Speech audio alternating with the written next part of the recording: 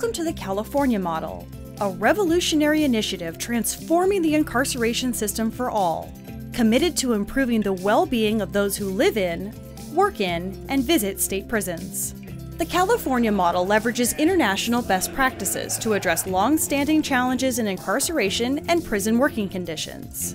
Collaborating with the AMEND program at the University of California, San Francisco, and learning from Norway's approach to corrections and rehabilitation, the California Model aims to expand employee wellness, lower recidivism rates, and increase post-release employment. The California Model uses evidence-based principles and focuses on 4 main pillars to guide expectations for how staff and incarcerated people interact to create a healthier work environment. The 4 pillars of focus include dynamic security, which promotes positive relationships between staff and incarcerated people through purposeful activities and professional, positive, and respectful communication. Normalization aims to bring life in prison as close as possible to life outside of prison. The more life in prison resembles life in the community, the easier it will be for people to transition and adjust to life in the community upon release. Peer mentorship, which seeks to train incarcerated individuals to use their lived experiences to mentor and support their peers, will build upon the existing mentor certification program and youth rehabilitative communities to provide more opportunities for incarcerated people to mentor and receive mentorship.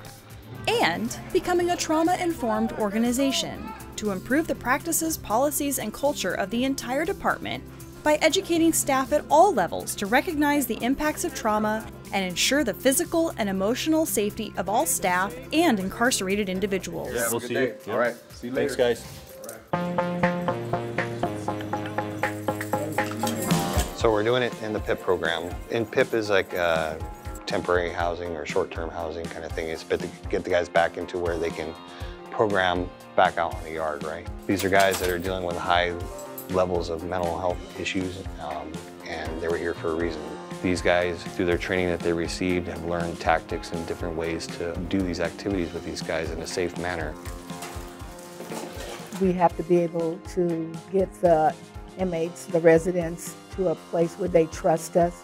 And I think that after that trust is given and they receive that trust, then they'll be more at ease in receiving whatever we are trying to give them, and that's to give them a better health.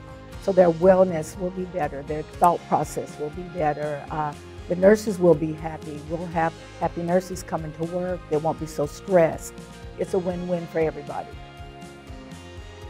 So we know that in general terms that when people experience trauma that goes unresolved, that goes untreated, that goes unacknowledged and really unvalidated, that there can be effects. We know that in generally speaking that this can sometimes lead to the development of different disorders, whether that be post-traumatic stress disorder, whether that be depression, whether that be anxiety. We realize that if left untreated, if left really just worked through, that can have long-term effects for people in general.